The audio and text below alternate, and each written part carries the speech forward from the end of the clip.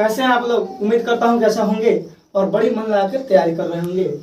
आपको बता दूं कि कल 17 तारीख है और 17 तारीख को हिंदी का एग्जाम है। और हिंदी के एग्जाम में जो व्याकरण का रोल होता है बहुत ही अहम होती है। 60 नंबर पूछता है आपको व्याकरण में, पूरा ऑब्जेक्टिव सब्जेक्टिव मिला करके। तो मैंने सोचा कि समय भी कम है, चूंकि समय कम है तो फंडामेंटल नहीं समझा सकता कि संज्ञा क्या है, उसके पूरा प्रकार वरकार सब नहीं दे सकता हूँ। लेकिन मैंने कोशिश करी कि जितना हो सके मैं अपने ओर से आपको प्रोवाइड करूँ। एक छोटा सा एक वीडियो बना रहा हूँ, आपको 5 से 10 नंबर जो है इससे आप आसानी से प्राप्त कर सकते हैं। तो आइए बने रहिए आपके ही YouTube channel SSC study point पर और शुरू करते हैं।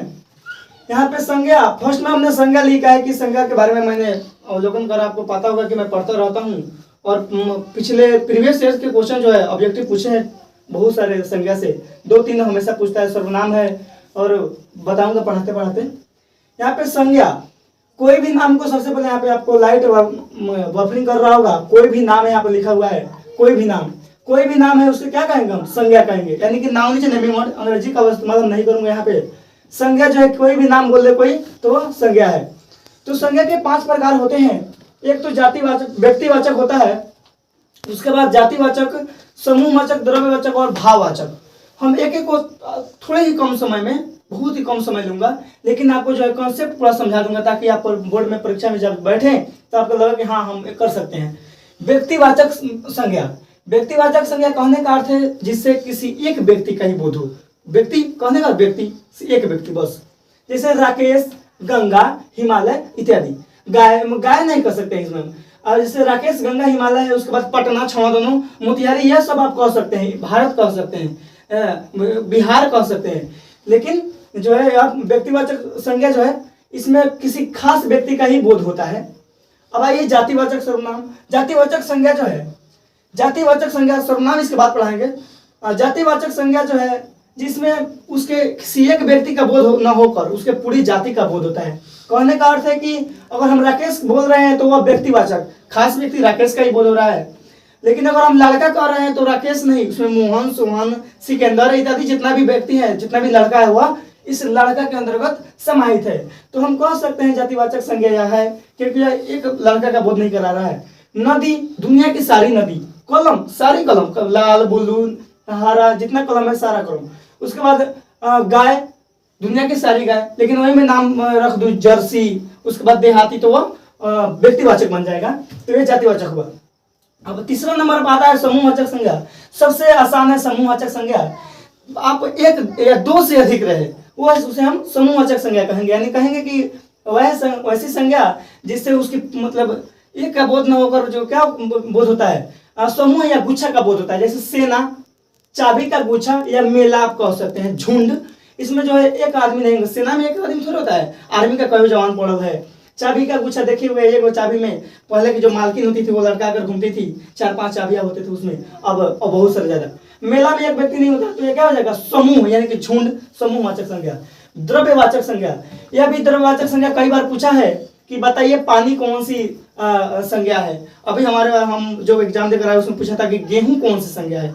बहुत सारे व्यक्ति ने बोला कि उसको हम गिन सकते हैं, नहीं है, वो बोल दिया कि वह क्या है, वो व्यक्तिवाचक संज्ञा, जबकि गलत हो गया।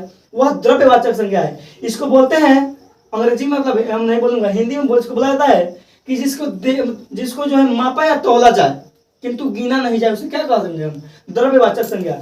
पानी को हम मापते हैं लीटर में, सोना जो है वो भी कैरेट में मापा जाता है, गेहूं को भी कुंटल में, धान को भी कुंटल में नापते हैं। तो जिसे मापा या तौला जाए उसे द्रव्यवाचक संज्ञा कहते हैं। और भाववाचक संज्ञा, भाववाचक संज्ञा जिसे देखा नहीं जा सकता है, छुआ नहीं जा सकता है, केवल महसूस, फीलिंग किया जाएगा, केवल महसूस करेंगे इसको हम, उसे भाववाचक संज्ञा बोलेंगे। जैसे बुढ़ापा आदमी क्या होता है, बुढ़ापा में आदमी ढल जाता है तो वह जो है भाववाचक, भाव का बोध करा रहा है, बूढ़ा हो गया है, बुढ़ापा। जवानी जो है यानी कि जवानी क्या हो जाएगा, या भाववाचक। लड़कपन बोले, लड़कपन चलता अभी कॉल जला, तो वह क्या हो जाएगा? भाववाचक संज्ञा। प्यार को कोई देख सकता है? नहीं देख सकता है। गुण, किसी के गुण दोष को कोई देख नहीं सकता। जितने भी गुण दोष हैं, अच्छा, बुरा, छोटा, नाटा, ये सब किस में आता है? भाववाचक संज्ञा में। तो इस प्रकार आपका संज्ञा समाप्त होता है। अब आइए सर्वनाम, यानी सर्वनाम बता दे कि संज्ञा के स्थान पे जो आता है, संज्ञा के स्थान पर जो आता है वो क्या कहलाता है? सर्वनाम कहलाता है। आसान से समझिएगा, समय कम है, समय के अभाव में हम पहले ही बता दिए हैं कि आम को खाना है, गुठली नहीं देखना। संज्ञा के स्थान पर जो होता है उसे सर्वनाम कहते हैं। अब जैसे मैं, तुम, वह, अब से राम आम खाता है तो यह संज्ञा हो गया राम। लेकिन अगर राम की जगह मैं बोल दूं वह आम खाता है तो क्या हो जाएगा? सर्वनाम हो जाएगा। तो देखिए ये भी अच्छा प्रकार का होता है। एक मतलब पुरुषवाचक सर्वनाम समझाते चलूंगा, उतना टाइम नहीं है कि मैं सबका डिफिनेशन दूं।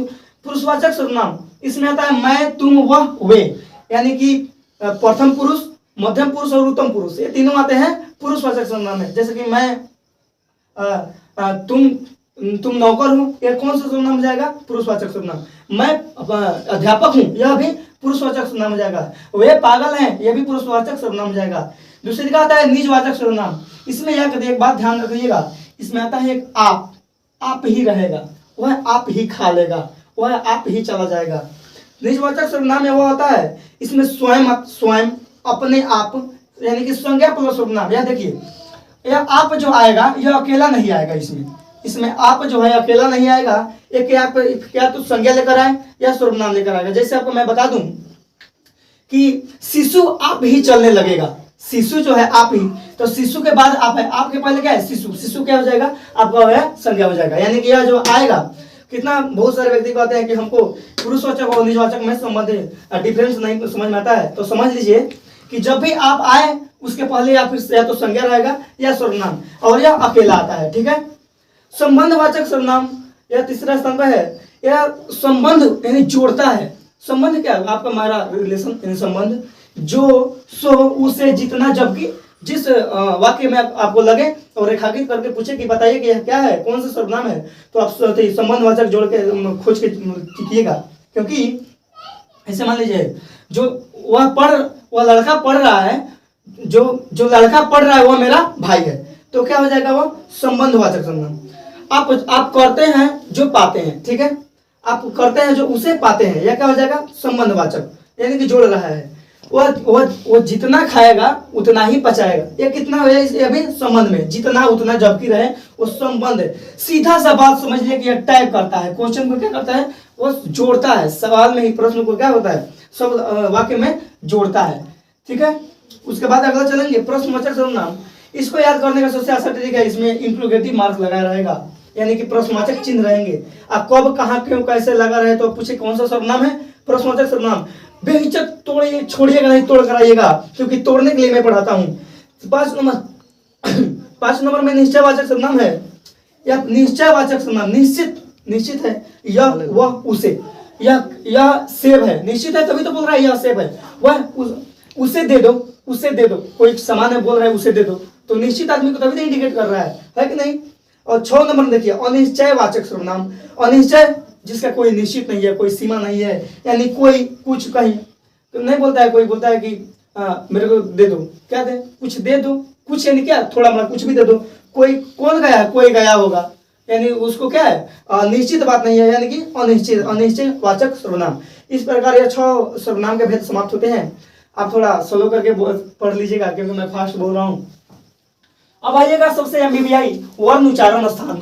वर्ण का उच्चारण स्थान हमेशा पूछता है कि बताइए कि क का उच्चारण स्थान क्या है। अभी भी पढ़े होइएगा, आप लोग तो पढ़े होइएगा। जब आप क्वेश्चन बैंक पढ़ते होंगे तो देखे होंगे कि इसका कितना रोल रहा है, कितना भूमिका है। पूछ देता है छ का उच्चारण स्थान बताइए, विद्यार्थी कंफ्यूज।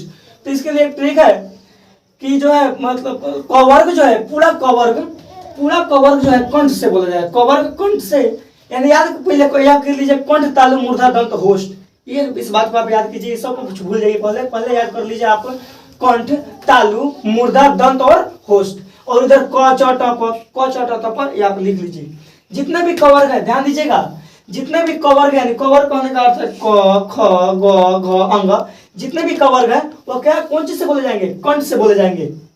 और चवर्ग जो है तालु से बोले जाएंगे, टवर्ग मूर्धा से, और तवर्ग जो है दंत से बोले जाएंगे, पवर्ग ओष्ठ से। एक और बात हमेशा मैं बोलता हूँ कि मार्किंग लगा रहे उसे आप पढ़ लीजिएगा।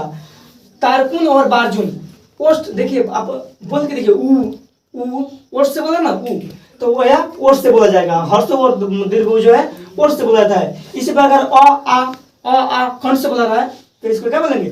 कंठ से। आप बोलिए अब तो पढ़िए तो थ ध दांत जीभ जो है आपका वो दांत से प्रहार कर रहा होगा, टकरा रहा होगा। तो हम कह सकते हैं इसको भी आप याद कर लीजिए, कंठ तालु मूर्धा दंत होस्ट, और इधर याद कर लीजिए कि कवर्ग जो है कंठ से, चवर्ग तालु से, टवर्ग मूर्धा से, तवर्ग दांत से, पवर्ग ओष्ठ से, यानी पवर्ग वर्ग कहने का अर्थ है उसके अंतर्गत जितना भी आते हैं अवयव उसके जितने भी है, जैसे कि टवर्ग बोले तो टा ठा डा ठा, ठीक है। इसी प्रकार पूछता है कि तालाबे शब्द देगा, ये तीनों स है लेकिन इन सबका उच्चारण स्थान पूछता है। तो जैसे कि नाम से स्पष्ट है कि तालाब स यानी कि तालु से बोलते हैं तो इसे तालाब सॉरी दोस्तों, तालु से बोलेंगे जो तो इसको तालाब सो, ये तालु से बोला जाता है, तालाब सा है जो तो तालु से बोलेंगे इसको, ठीक है। और ये मूर्धा से मूर्धन से है तो इसे कौन सी से बोला जाता है, मूर्धा से, ठीक है। मूर्धा से बोलेंगे तो मूर्धन से, और दंत से इसको पूछेगा, सौ दे करके पूछेगा कि कौन से इसका उच्चारण स्थान बताइए, तो हम जानते हैं कि इसको हम दंत से बोलते हैं, यानी कि दांत से बोला जाता है, ठीक है। आप ये देख लिए। और इसके बाद उपसर्ग आता है, उपसर्ग प्रत्यय बार बार पूछता है, 1 2 नंबर में उपसर्ग प्रत्यय दोनों रहता है। तो उपसर्ग समझ लीजिए जो शब्द के पहले जुड़ता है, उप मतलब पहले, जो शब्द के पहले जुड़ता है वह शब्द जो शब्द के किसी शब्द के पहले जुड़कर उसके अर्थ में परिवर्तन ला दे, उपसर्ग कहलाता है। अब उतना टाइम नहीं है, नहीं तो मैं बताता इसको पूरा खंडित करके, लेकिन आप कोशिश करता हूँ कैसे से हो पाए। उपसर्ग जो शब्द के पहले जुड़ता है और अर्थ को क्या करता है, बदलता है। जैसे सुलभ देखिए, सुलभ, सु जोड़ लब, इसको पढ़ लीजिएगा तो आपको संधि भी 75% क्लियर हो जाएगा। सुधन लब यानी सुलभ। इसमें कोई पूछे कि कौन सा उपसर्ग है तो पहले देख लेंगे, तोड़ लेंगे, और इसको जो है देख लेंगे ये पहले क्या लगा है तो सुलभ। देखिए तोड़ने का भी नियम होता है, आप यह नहीं कि कहीं से तोड़ लीजिएगा, आप तोड़े तो उपसर्ग का कोई अर्थ नहीं होगा, इस मान कर चलिए इसका जो है कोई अर्थ नहीं होगा, लेकिन इसका अर्थ होना चाहिए। जैसे उपकार, तो इसका का अर्थ हो रहा है उच्चारण, चरण का भी क्या हो रहा है, अर्थ हो रहा है उच्चारण, ठीक है। अब देखिए यहाँ पे सुलभ है तो सुधन लभ, ठीक है। उपकार, उसी प्रकार उपकार है तो उपजोड़ कार, उपकार उच्चारण है। यहाँ पे ध्यान दीजिएगा कि सबका इस नियम अलग अलग होता है। उच्चारण जब कोई वर्ण जो है डबल करके आए तो उसमें उत लगता है, उपसर्ग लगता है तो उच्चारण हो जाएगा। यहाँ से उच्चारण का संधि विच्छेद कीजिए तो उच्चारण, और इसमें उपसर्ग पूछ रहा है तो यह आपका उपसर्ग हो जाएगा उच्चारण, उत। आजीवन में उपसर्ग देखिए, आ जोड़ जीवन, तो इसमें उपसर्ग हो जाएगा आ। उसी प्रकार में पर जोड़ उपकार, अगर र और उ को आप जोड़ते हैं, र और हर्षों को जोड़ते हैं तो यह रो बनता है, ठीक है, रो बनेगा। तो यहाँ पे पर दो जोड़ उपकार यानी र और इसको ये दो चीज का मेल हो रहा है, यहाँ पे संधि हो रहा है र और उ में, तो पर जोड़ उपकार यानी परोपकार। तो इसमें पूछेगा कौन सा परोपकार में कौन सा उपसर्ग है, तो पर उपसर्ग है। पंचम में देखिए, पंचम जो है, पंचम देकर पूछेगा इसमें उपसर्ग है, जब इसका संधि कीजिएगा तो पम जोड़ चम होता है, तो उपसर्ग माने पहले वाली पम, ठीक है। प्रत्यय आता है, हो गया। प्रत्यय आता है जो शब्द के बाद में जुड़ता है, जो शब्द के बाद में जुड़ता है वह प्रत्यय कहलाता है, यानी कि वह शब्द जो किसी शब्द के बाद में जुड़कर उसके अर्थ में क्या करे, भिन्नता ला दे, परिवर्तन ला दे, वह प्रत्यय कहलाता है। जैसे बुढ़ापा, सामाजिक, पड़ोसी, बुराई, लड़कपन, सिलाई, बहुत सारे होता है, लेकिन मैं कुछ मेरे को लाया हूँ जो पूछा है। बुढ़ापा में कौन सा प्रत्यय है, तो बूढ़ा जोड़ आपा प्रत्यय लगा हुआ है। जब इसको आप तोड़ते हैं तो बुढ़ापा दो भाग में टूटता है, और इसका जो है अर्थ, इसमें प्रत्यय का अर्थ नहीं होता, उपसर्ग का अर्थ होता है, मतलब पहले वाले का अर्थ होता है, अंत में जो जोड़ता है उसका अर्थ नहीं होता, ठीक है। मूल शब्द जो है शुरू वाले ही होते हैं। तो बुढ़ापा में पूछेगा कौन सा प्रत्यय, तो बूढ़ा जोड़ आपा, बुढ़ापा।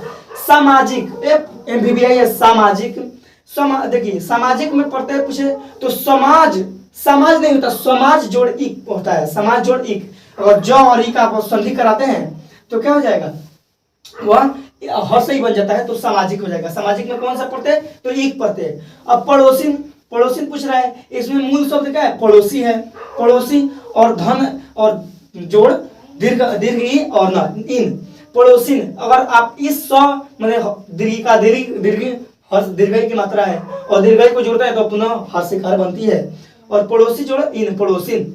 उसी प्रकार जो है बुराई, बुरा जोड़ दीर्घ ई, बुराई, बुरा जोड़ ई, बुराई। लड़कपन, लड़का, देखिए लड़कपन। अब हम अभी बोले हैं कि इसमें जो पहले होता है ये मूल शब्द का कोई ना कोई अर्थ होना चाहिए, अब लड़कपन का कोई क्या कर देगा, लड़क जोड़पन कर देगा, जो गलत है।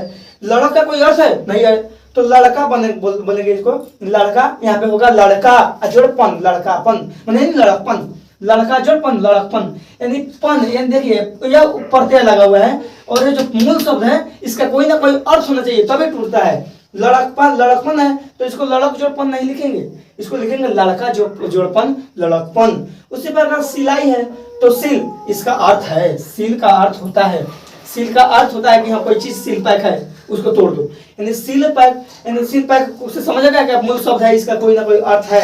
तो सिल जोड़ आई सिलाई, इसमें कौन सा प्रत्यय लगा, आई प्रत्यय लगा। उम्मीद करता हूँ कि प्रत्यय और आप अच्छे से समझे होंगे, नहीं समझे होंगे तो थोड़ा सा री कर लीजिए, फिर से पढ़ लीजिए। अब विलोम शब्द जो है, देखिए विलोम शब्द का क्या, विलोम शब्द आप बचपन से ही पढ़ते रहिएगा, जब भी आप दूसरा तीसरा में आते हैं तब तो मास्टर पढ़ाने लगते हैं। विलोम मतलब उल्टा, विलोम मतलब उल्टा। अब हमें कुछ खास शब्द जो है उसका उल्टा हमें मालूम होना चाहिए, जैसे कि विधवा, विधवा जिसके पति मर गया उसे विधवा बोलते हैं, और जिसकी पत्नी मर गया उसे विधुर बोलते हैं, ठीक है। तो विधवा का क्या हो जाएगा, साधवा, ठीक है, विधवा का साधवा। सत्य का असत्य, सत्य का उल्टा क्या हो जाएगा, असत्य। उसी पर अगर पूछे असत्य का विलोम बताइए तो सत्य, और कोई कहे साधवा का विलोम बताइए तो विधवा होगा। सामाजिक का कोई पूछे विलोम बताओ तो गैर सामाजिक होता है। क्या होता है कि सामाजिक बात है तो सामाजिक वस्तु है, चाहे सामाजिक संपदा है तो उसका गैर सामाजिक हो जाता है। उसी प्रकार जीवन का मरण होता है, और बंधन का मुक्ति होता है। सम्मान का अपमान, कोई चीज बंधन हुआ है तो उसको मुक्त किया जाता है, मुक्त कर दो, मुक्ति।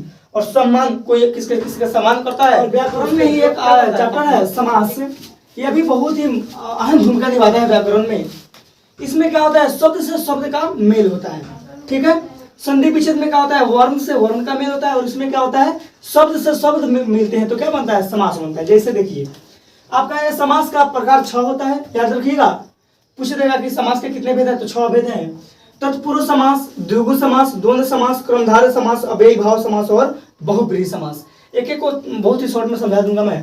तत्पुरुष समास जो है, इसके पद को जब आप विग्रह कीजिएगा, जब आप इसको तोड़िएगा जेब खर्च को, तो आपको निकलेगा जेब खर्च, यानी जेब का खर्च, जेब का खर्च।